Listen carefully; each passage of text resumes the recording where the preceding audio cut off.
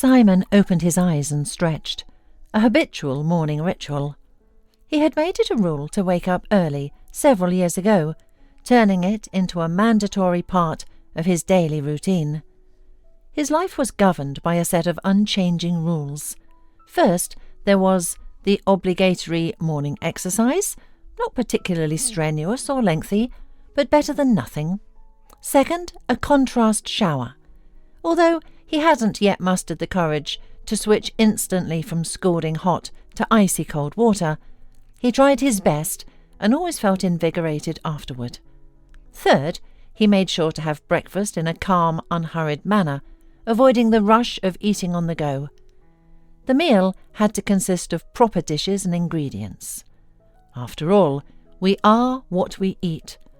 This saying had struck a chord with Simon. He didn't want to resemble a poorly cooked omelette or burnt porridge.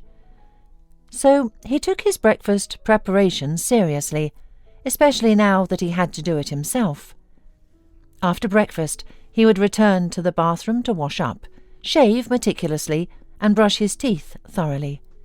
He took pride in his appearance, even though he wouldn't admit it to anyone. While some might say that men don't care about their looks, Simon believed that those who had nothing worth looking at could afford such indifference. He, on the other hand, was blessed with good looks and intended to maintain them for as long as possible.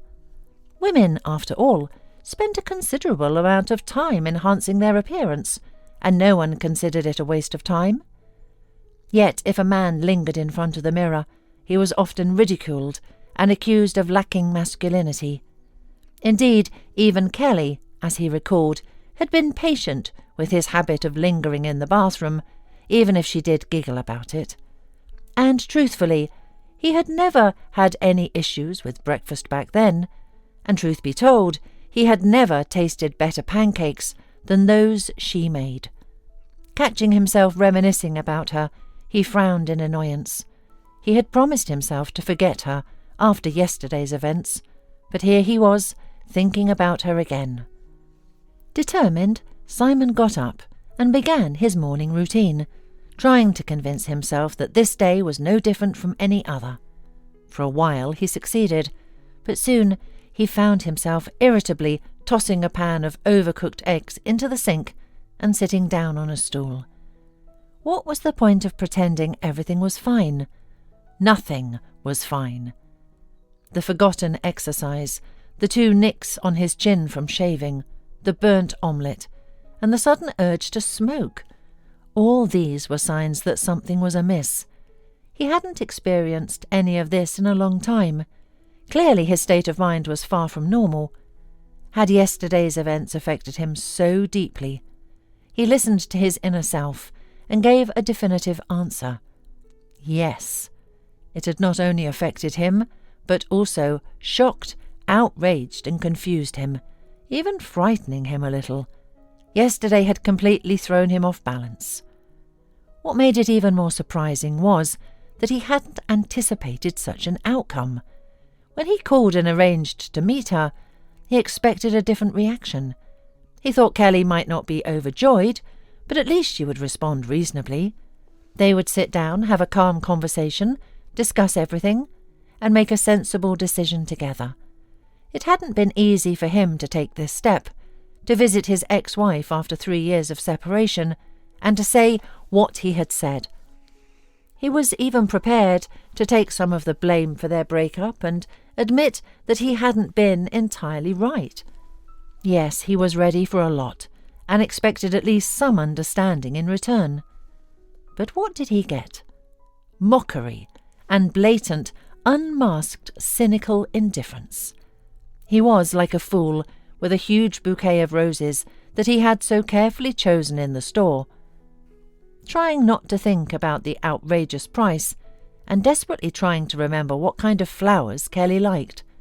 Truth be told, he had never been good with flowers, neither choosing them, giving them, nor even holding them. What's so surprising?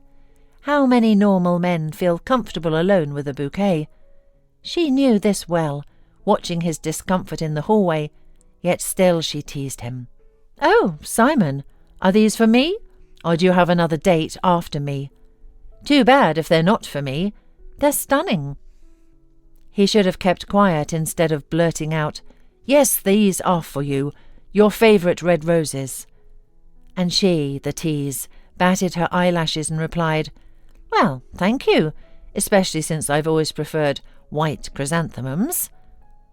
Honestly, even when they lived together, he didn't shower her with bouquets.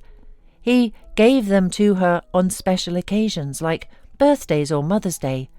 But this time it was from the heart, so to speak, and she, how could she? She should be more serious, more responsible. They're not kids anymore. This fact bothered Simon, as if reaching 45 marked the end of his youth. 45 years had passed so quickly.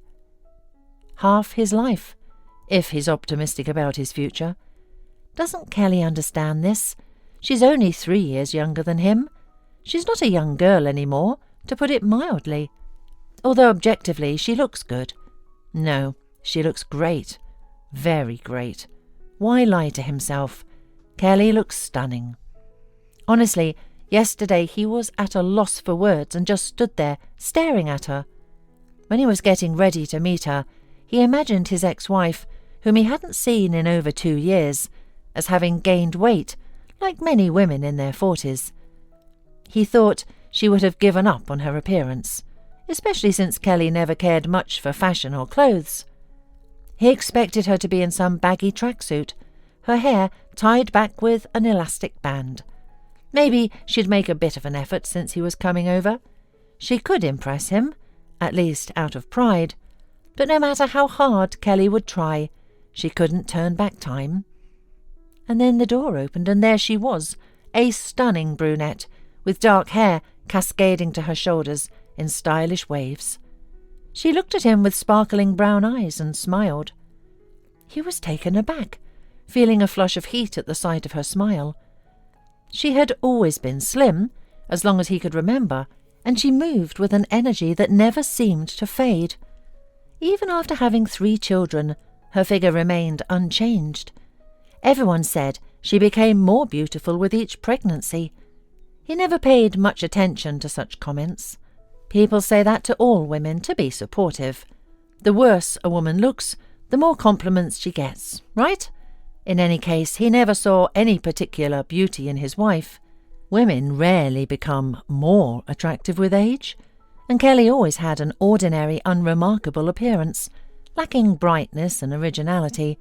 She never liked or knew how to use makeup, and had rather old-fashioned views on beauty.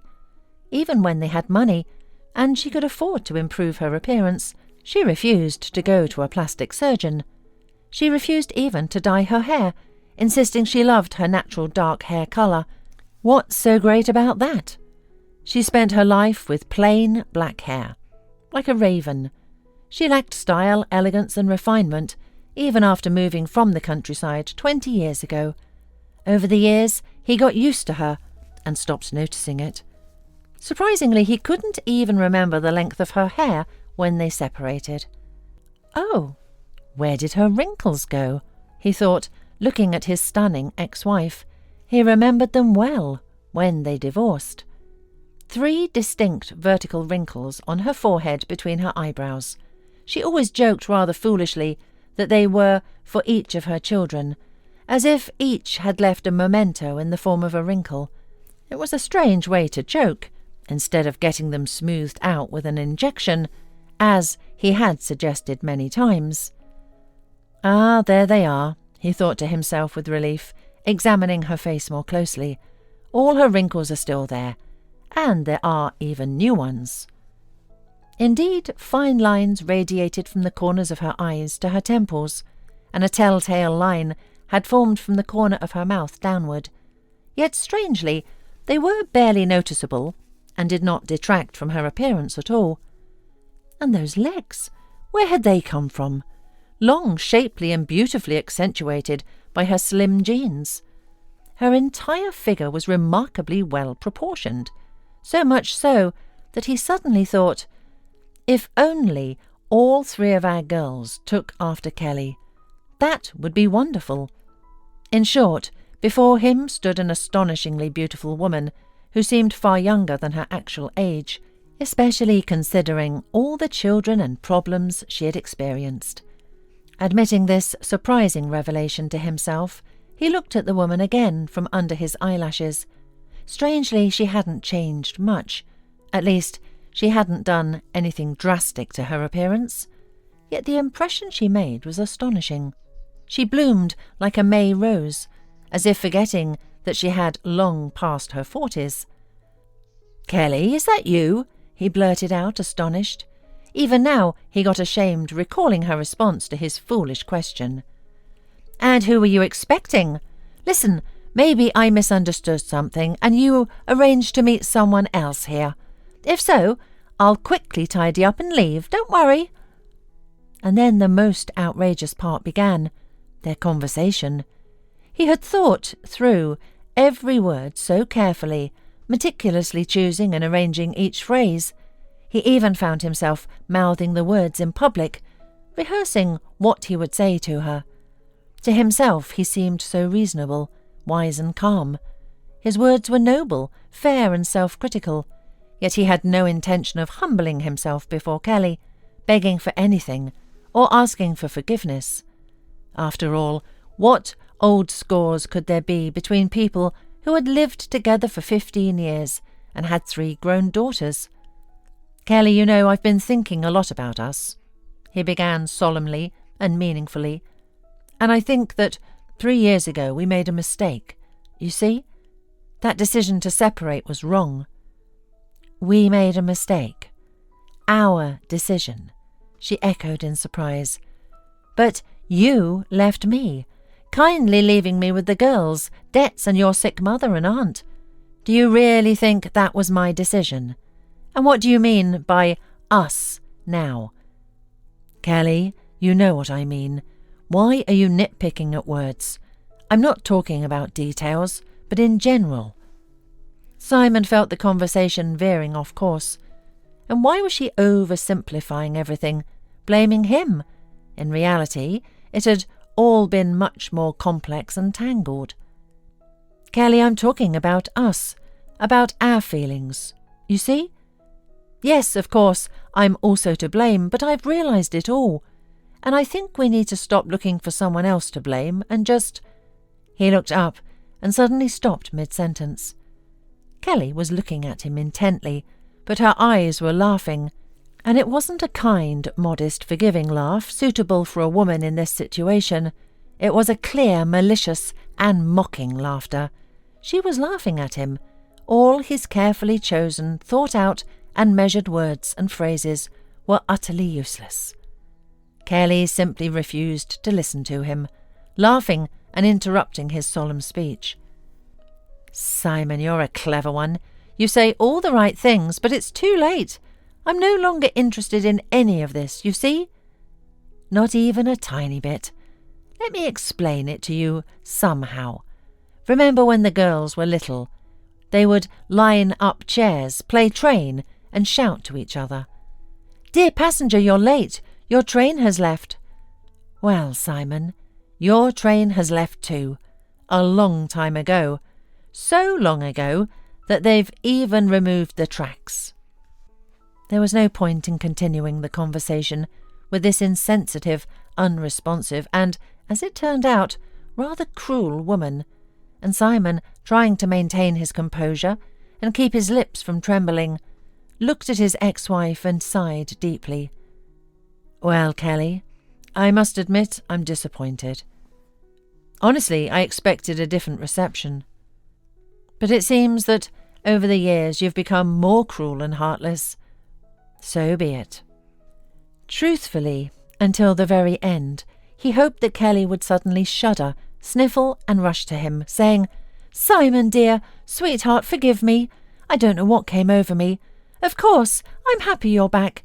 Thank God you're back. We've been waiting for you, the girls and I, and we've been hoping."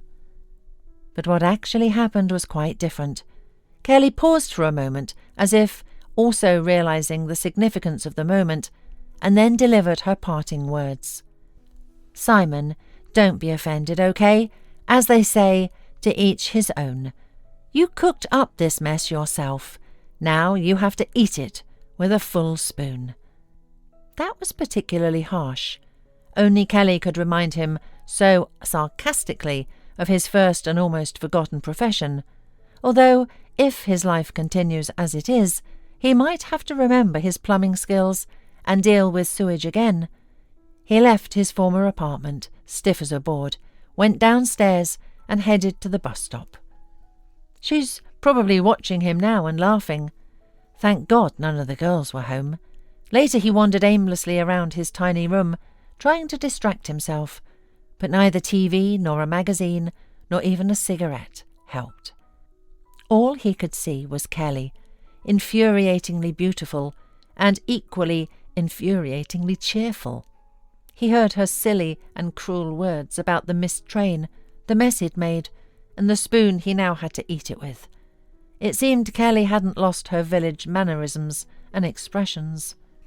Let her sit there alone, biting her elbows, though she doesn't look like she's pining away. And she's not alone. It's he who is truly alone. After tossing and turning until midnight, he gave up on another restriction and downed half a glass of cognac, then lay down and after a couple more hours of restlessness, finally fell asleep. And as this morning showed, he might have been better off not waking up. Sinking into even deeper melancholy, he stared blankly out the window.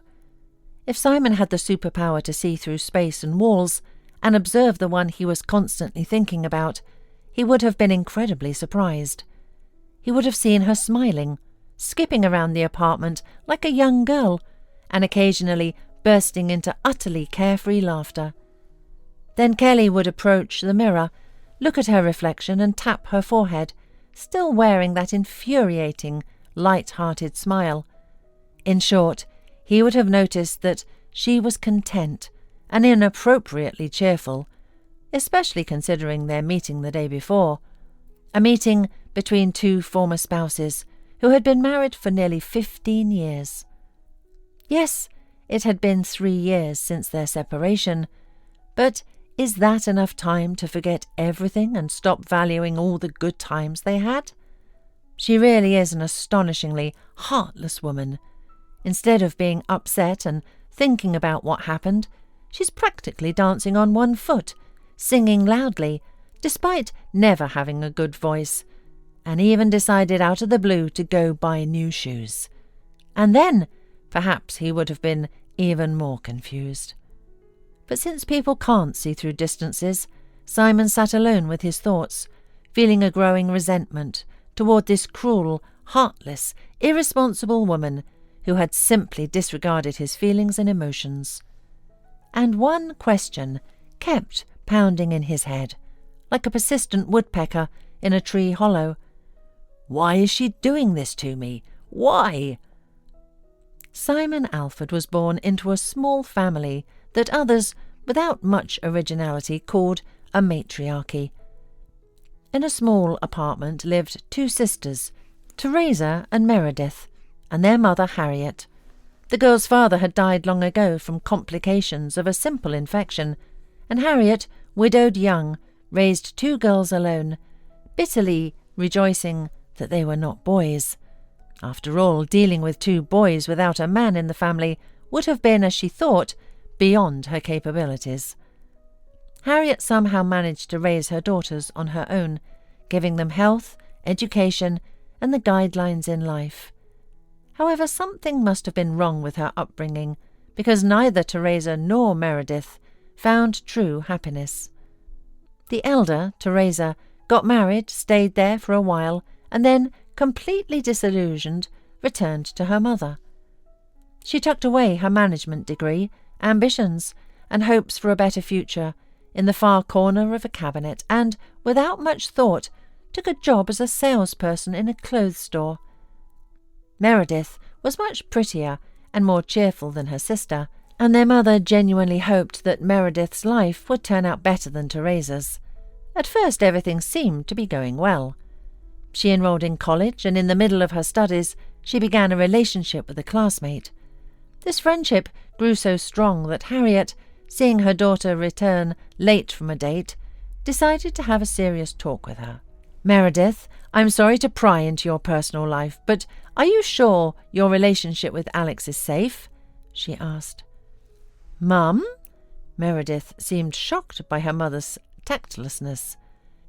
"Have you lost your mind? This is my very personal life. Alex is a wonderful person, and I have a good head on my shoulders, even if you think otherwise. I just don't want you to suffer and cry and tell me you don't know what to do or how to live." Harriet quietly ended the pointless conversation, but 6 months later she heard, "Mum, I don't know what to do or how to live." The mother took a deep breath, mentally calculating her options for extra shifts at the hospital, and said, "Well, you have 2 choices, like any woman in your situation. Either you do something I can't even say out loud, and if you do, remember that I won't speak to you again, or you can have the baby. It's early, yes, but you won't be the first or the last. Since this is how life turned out, I won't refuse a grandson or a granddaughter. It seems to be my only hope for continuing the family line, although I hope it's a boy. I've realised I'm not a good parent for girls. Maybe I'll do better with a boy. Or does your wonderful man plan to raise the child himself?" Seeing the colour drain from her daughter's face, Harriet understood everything. "So, you haven't told him anything? Why?" Why? Why? Because he doesn't want any of this. You know how he is. You've seen his family, his plans. He's planning to leave this place." Harriet couldn't understand how any of this excused the young man from his responsibilities. "You need to tell him you're pregnant," she said sternly to her daughter. "Or what? You won't speak to me?" Meredith asked sarcastically. "Not because you'll torment yourself for the rest of your life and be ashamed in front of your child for doing so," Harriet replied firmly. The woman never blamed anyone but herself for what happened to her daughters. She must have failed to do something important to protect Teresa, and especially Meredith, from rash decisions, from their naive trust in others' nobility. Or perhaps they were all just very unlucky in life. Meredith's boyfriend, unfortunately, was just another link in this chain of misfortune. Without a moment's hesitation, Alex suggested that Meredith deal with the situation quickly and radically, and then end their relationship. So, like her older sister, Meredith returned to her mother's care, but not alone.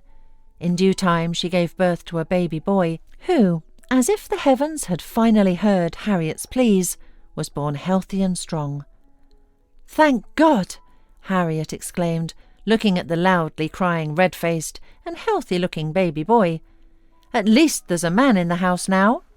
She had been a bit worried about how Meredith would be after the birth of her son. After all, Meredith had clearly been offended by her mother's ultimatum. She was disappointed in men in general, and in one man in particular. Often this disappointment manifested in rather bitter outbursts against her innocent mother. Who knows how she would behave? Would she be a good mother to the little one? Or would her past grievances and disappointments be more important? But from the first days after little Simon came home, Harriet's fears were dispelled. Meredith turned out to be not just a good and responsible mother, but almost obsessively so. She worried constantly about the baby, barely leaving his side, and if not for Harriet's strict supervision, she probably would never have put him down. Even when Simon was sleeping peacefully, Meredith would sit by his crib, gazing at his tiny face with a blissful smile. Every gesture, smile, sound, and new movement from him filled Meredith with awe. She watched him intently, holding her breath, and then spent hours recounting everything to her mother when she returned from her shift. "Mum, can you believe it? Simon lifted his head all by himself today and held it for a whole minute. Isn't that amazing? He's so advanced and strong, isn't he?" "Meredith, you might be surprised," Harriet replied with a smile, "but all babies his age do that. It's great, but there's nothing extraordinary or supernatural about it. It's normal." However, Meredith seemed categorically unwilling to apply the words normal and ordinary to her son. Everything he did, following the typical path of infant development, immediately became genius, amazing and astonishing. Even the bubbles of saliva and mucus that all babies blow were special when Simon did it. Teresa, for a long time, barely participated in the family life that had drastically changed with the arrival of the baby.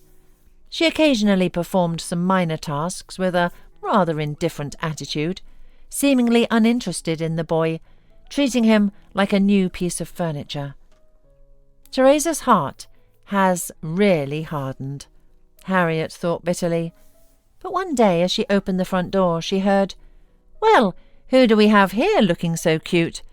Who's going to eat all this porridge and then go for a walk?" Has Meredith caught a cold or something?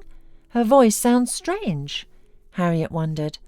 A minute later, her surprise turned to astonishment, and she nearly lost her voice. Teresa was bent over a high chair, where Simon sat, confidently smearing porridge across the tray with both hands, as Teresa fed him. Teresa's usually stern and frowning face was softened by an expression of tenderness and joy, as if she herself didn't quite understand what was happening. But the fact remained, her tough exterior had cracked. A flood of unreleased and seemingly forever preserved auntie love poured out onto the boy. From that day on, Teresa and Meredith competed to care for Simon, vying for the chance to bathe him, feed him, take him for walks and sing lullabies. Harriet watched this sudden doubling of motherhood with a mix of irony and concern. "Remember, we're raising a boy," she tried to remind them. "We shouldn't spoil Simon too much." "Oh, Mum," Meredith would wave her off, with Teresa's full support. "Stop it! How can you spoil such a little one? And with what? It's not like we have the means. As for your strict male upbringing, he'll grow up and then we'll be strict. But for now we are going to play horsey." Harriet looked at her eldest daughter, ready and eager on all fours, shaking her head like a stallion, and didn't know whether to laugh or cry. One good thing about the situation was that Teresa and Meredith, united by their shared adoration, had grown closer as sisters. Harriet couldn't remember the last time they had chatted so warmly. So they lived, working and raising Simon, despite Harriet's efforts to steer his upbringing in a different direction. Simon couldn't help but grow up spoiled. And not just spoiled, but convinced that the world existed solely to fulfill his desires and listen to his new ones. How else could a boy turn out, who, from about the age of 5, heard that he was the head of their family? That the title of head involved not only rights but also responsibilities was something no one bothered to tell Simon. By that time, Harriet, exhausted from endless work, quietly passed away, leaving these parting words. "Meredith, don't be angry at what I'm about to say. We've already spoiled Simon, and there's nothing we can do about it. But at least try not to let him become what his father once did. Don't let him become a scoundrel." Meredith was horrified by her mother's words. How could anyone think such things about their boy? Could he even be compared to anyone, let alone the scoundrel who happened to be his father? Simon was growing into a real man, and if he wanted the best for himself, well, that was right. Her son deserved the best. Meredith was totally certain in that. But the best didn't seem to be falling at Simon's feet. He wasn't a bad student, but he lacked enthusiasm, and no one ever pushed him to do better. He made friends, lost keys and notebooks, rode his bike, kicked a football in the courtyard, pulled girls' pigtails at school, admired the neighbour's dog, feared the school janitor, and yearned to explore the wonderful world of boyish secrets behind the garages. In short, he was a typical, normal teenager. But one thing set him apart from his peers, an as yet unconscious sense of power over women. For now he only had power over the 2 women living with him in the same apartment, his mother and his aunt. But this power was real and undeniable, and who said he wouldn't be able to extend it in the future to other members of the fairer sex, at least to those who interested him? Especially since he had the looks for it. Not a movie star, of course, but if rumours and glances were to be believed, he was far from being at the bottom of the schoolgirls' rankings. In fact, he was among the leaders. Simon could intend to be grateful for his appearance to his mother and unknown father. He was tall, with broad shoulders, and preferred not to cut his hair, after realising that glances with a lock of hair falling over his forehead had a much stronger effect on people, especially women, than a simple, straightforward look. After watching a movie with an actor who was the idol of his classmate, and whom he slightly resembled according to some remarks, Simon adopted the habit of smiling mysteriously and slightly squinting. However, this last habit sent his mother and aunt into a panic, as they suddenly thought Simon had vision problems, and it took him a lot of effort to convince them that he was fine. The last grade crept up unexpectedly. Suddenly it became clear that Simon Alford had neither good grades, talents, nor any specific knowledge, and surprisingly, neither his natural charm nor his good looks could help him get into college. This was the first serious setback in Simon's life. He suddenly didn't get what he wanted. All his classmates, the boys worth befriending, went on to further education, but he, the magnificent Simon, was left with no idea what to do next. "At your mercy, I can't go to college because we don't have any money. Fine, then I'll go to be a plumber. And you should be ashamed of yourselves," Simon said to his mother and aunt, in a fit of anger at the whole world. And to Meredith and Teresa's horror, Simon really did apply to vocational school to become a plumber.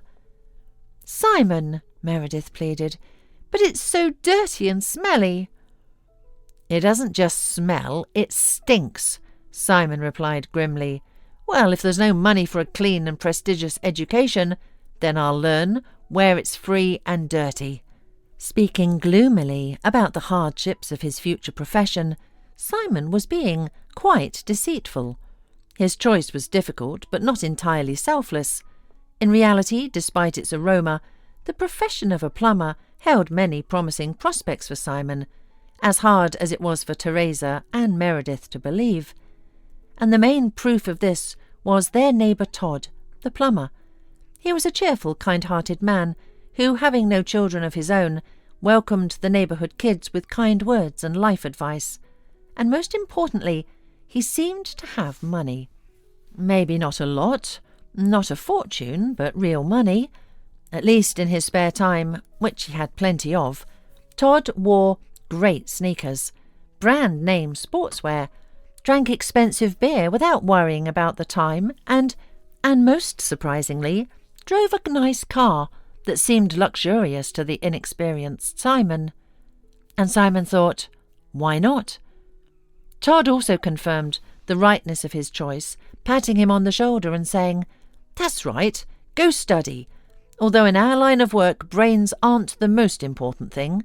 People's pipes and faucets will leak and burst as long as they live on this earth. You, Simon, will always have your bread and butter. But what you put on top of that butter will be up to you. And your looks, well, let's just say, in our plumbing business, you can reach great heights." Simon didn't fully understand the words of his not-so-sober neighbour at the time, but later, in vocational school, he often heard things like, "Simon, are you going to take a wrench on your cause, or do you plan to manage without it?" He brushed off the jokes, but secretly relied on his masculine charm and attractiveness. After graduating, Simon began his working life, which turned out to be much harder, dirtier and smellier than he had imagined. The district where he lived and worked was old. The houses were built many years ago and showed their age. The pipes he tirelessly repaired and replaced stubbornly started leaking and bursting in new places. Soon Simon felt like his entire life had turned into one giant pipe, constantly dripping water and, with it, his years and youth. Moreover, the residents of the apartments in the buildings he serviced were all old and stingy, so the serious earnings that the unforgettable Todd had once inspired him with were not materializing.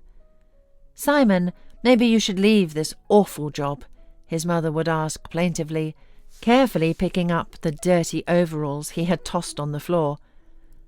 "And who will feed me, you or Auntie?" he would retort. "There's no point in discussing it now. You didn't let me get a proper education. Now deal with it."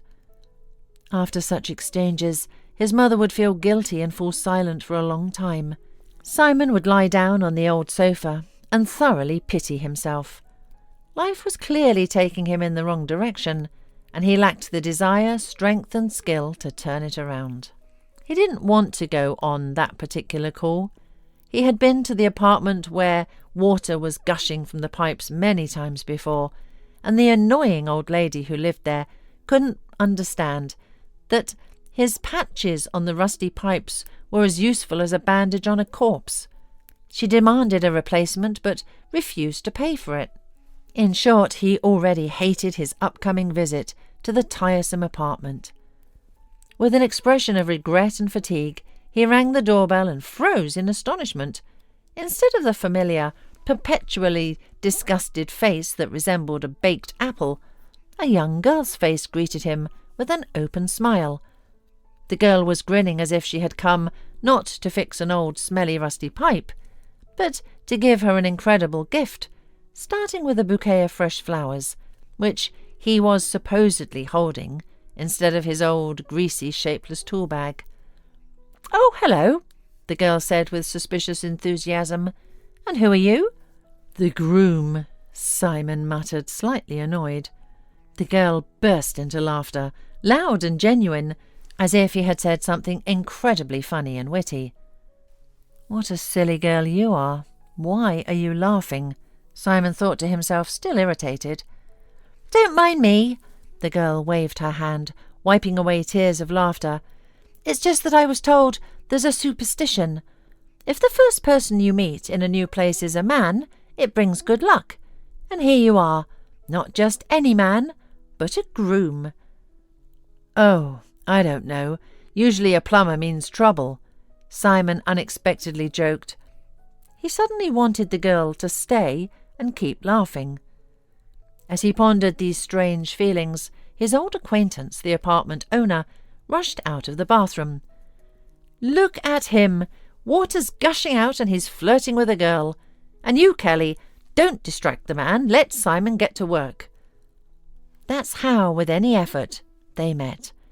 Kelly had recently arrived in the city from some remote village to study at the university and was temporarily staying with her relative, the apartment owner. She had barely managed to leave home. Her parents didn't want to let her go, which was understandable. They had a stud farm and a large household, with 2 brothers and a sister, or maybe 2 sisters and a brother. He didn't quite catch that. Anyway, it didn't matter. Clearly Kelly's parents were very fertile and loved children, and Kelly was their eldest. She would only have to smile with her relative for a couple of weeks because she was moving into her grandmother's apartment. It was just undergoing renovation. Kelly's grandmother, her father's mother, had left the apartment to her favourite granddaughter, specifically so she could study without worrying about housing. She had already been accepted into the economics faculty, which was no surprise. After all, she had graduated from high school, albeit a rural one, with honours, and had won every academic competition. She also had a gymnastics ranking, had studied at an art school, volunteered at a festival.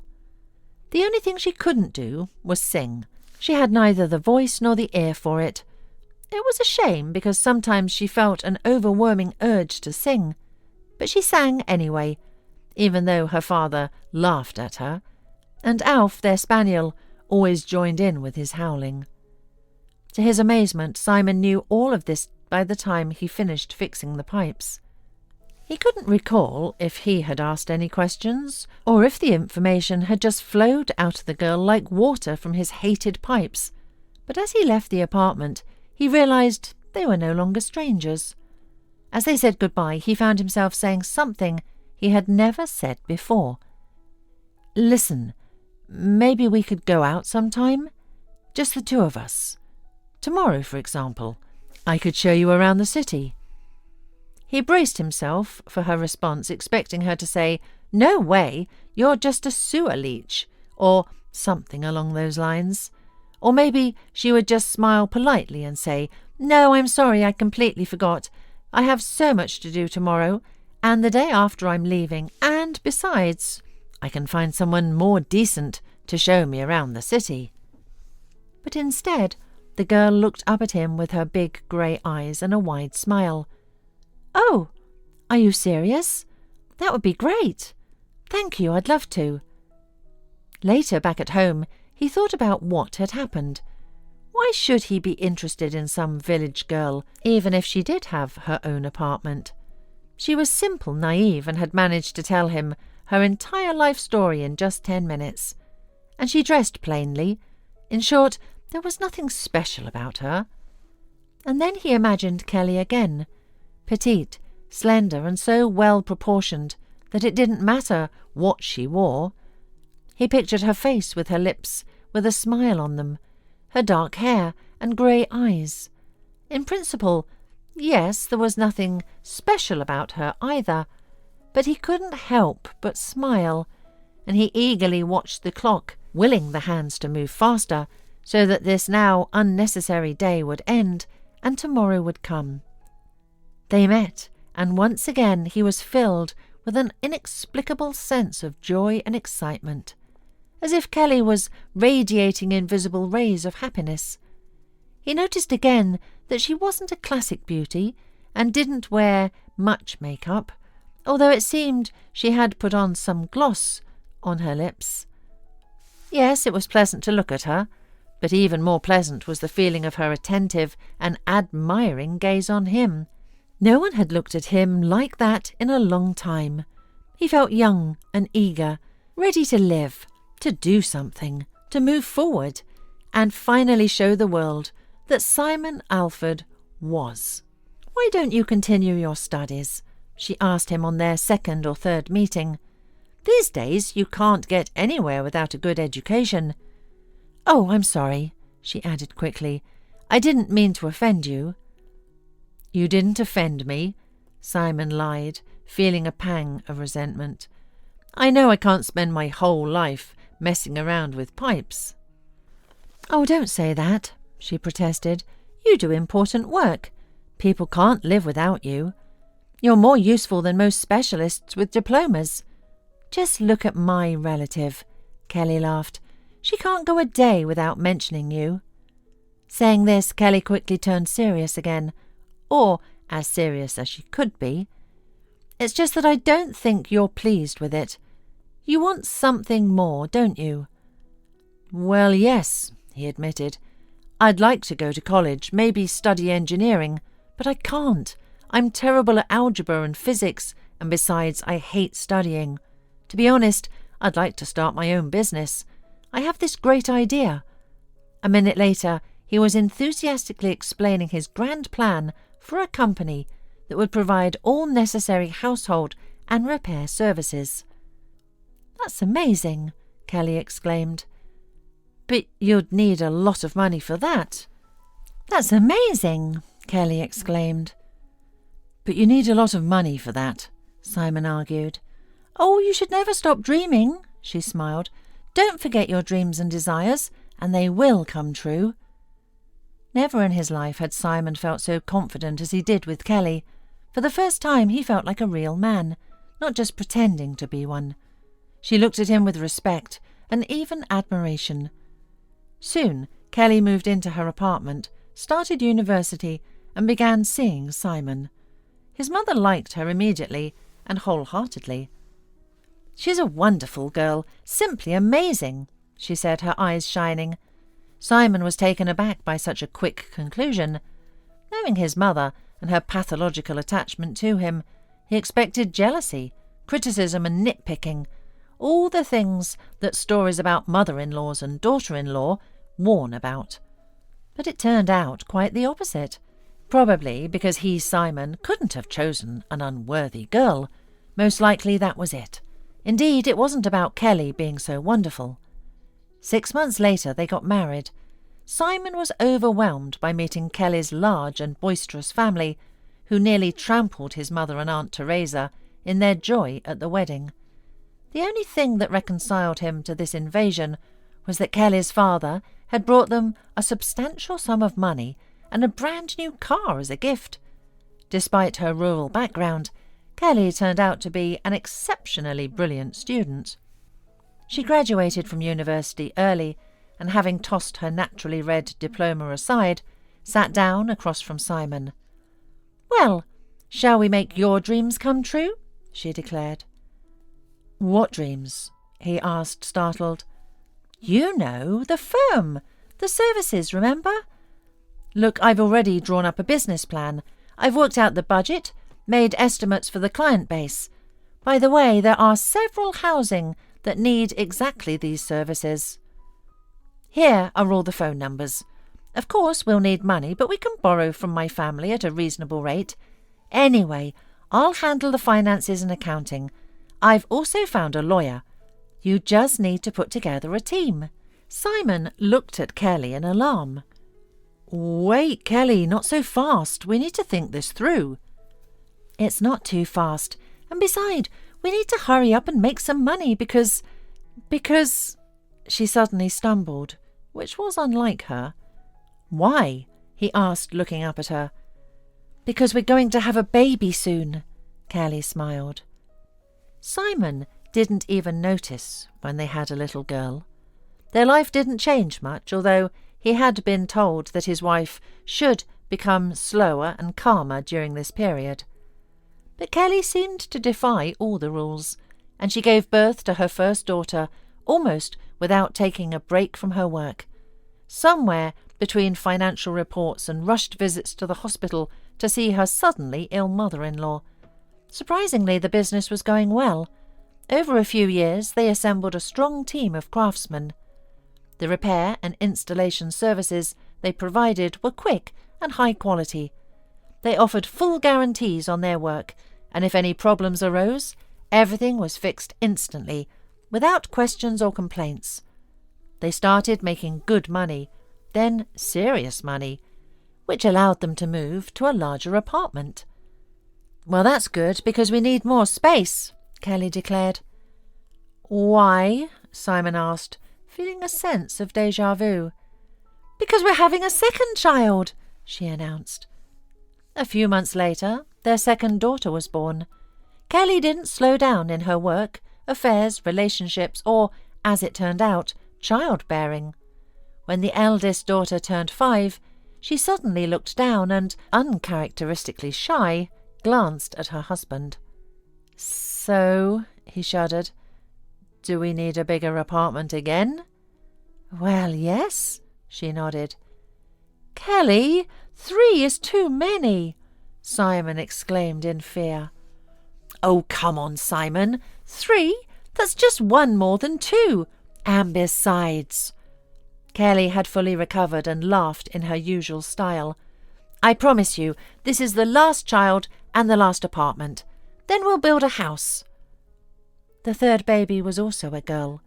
The girls were all alike, strong, pretty, dark-haired and brown-eyed. They grew up as if competing over who spoke more words at a year old, who walked first, or who learned to read first. Kelly still managed everything, working, cooking, ironing his shirts, and singing in her terrible, completely off-key voice, as if the number of children truly made no difference to her. And suddenly Simon felt bored and resentful. Here he was in his 5th decade, a family man, a successful businessman, yet he still felt like he was under someone's thumb. And his friends' jokes about being the head of a woman's republic had recently started to sound offensive, as if they said head ironically, meaning something entirely different. And of course it was all Kelly's fault, who had apparently completely forgotten who the real head of the household was. "You've destroyed the man in me," Simon told Kelly. "A man should be strong and independent. He should be the head of the family, the provider and the protector." "So?" Kelly said, surprised. "What part of that bothers you?" "Everything," he declared. "I don't make any decisions. For some reason, I always have to consult. But you do whatever you want. You even had children without my opinion. And I'm tired of all this noise and commotion. I can't even sit quietly in my own home. And your pancakes. In short, I want a divorce," Simon declared, trying to sound manly and independent. "You know what? That's not such a bad idea," Kelly replied thoughtfully, as if she had seen something new and surprising. "To be honest, I'm tired of all this too. I agree. Leave." He was shocked by her compliance. He had expected hysteria, misunderstandings, shoutings and pleading. But Kelly surprised him again, even after 15 years together. "But why should I be the one to leave? Why do you get to keep everything? The apartment, the kids?" Simon blurted out. "Yes, why indeed?" Kelly retorted. "It's not fair. You should get everything, of course. The kids and the apartment that comes with them. How many of the girls will you take? 1, 2? Oh, wait, you're a hero, so you're taking all 3. Fine, so it's settled. You stay here, and I'll leave you and pay you alimony." Simon looked at his wife in panic. Was she serious? Of course he loved his daughters, but the thought of being solely responsible for them, thinking only about their needs and the household, was overwhelming. Lessons, braids, illnesses, activities, lunches, dinners, dresses, boots, pillows, dishes, books, cutlets. All these responsibilities flooded his mind, and he staggered as if Kelly had already left, and he was alone with his girls and all their problems. "Wait, Kelly, we can't do like this," he stammered in fear. "Oh, relax, I was just kidding," Kelly chuckled. "For a moment it seemed like there was a real man in you." And so he left, feeling free for the first time in years. Kelly handed over the company to him. They agreed on alimony, and they went their separate ways. At first everything seemed fine. He found a new woman, nothing like Kelly with her sturdy figure. She was beautiful, with luscious curls, long shiny nails, perfectly made-up eyes, and full bright lips. Her figure was stunning. He took her on tropical vacations, bought her expensive jewellery, but then everything started to fall apart. It turned out that Kelly had been the driving force behind their company. She found clients, negotiated the best contracts, sourced materials, and handled the accounting. Without her, the company struggled and eventually collapsed, leaving him with debts and problems. Within a year, he had spent all his money and sold his car. He remembered his mother, or rather, the apartment she owned, and returned home. Meredith and Teresa were surprisingly healthy and well off. They had new cosy robes, a fridge full of food, and a large plasma TV playing soap operas. "Kelly visits all the time, and the girls come over too," Meredith said, looking at her son with a new, unfamiliar, strange gaze. "Your room is free if you need it." But he couldn't stay long. It was too painful to see his mother and aunt with their newfound strength. He rented a small apartment and realized that he wanted to get his life back, his prosperity, confidence, daughters, his mother's proud gaze, and Kelly, of course. He could get it all back. It was up to him. He was a man. He was Simon Alford. That was his plan until yesterday. And this morning, Simon was still sitting over the ruined eggs and thinking about the unfairness of life and the cruelty of women in particular.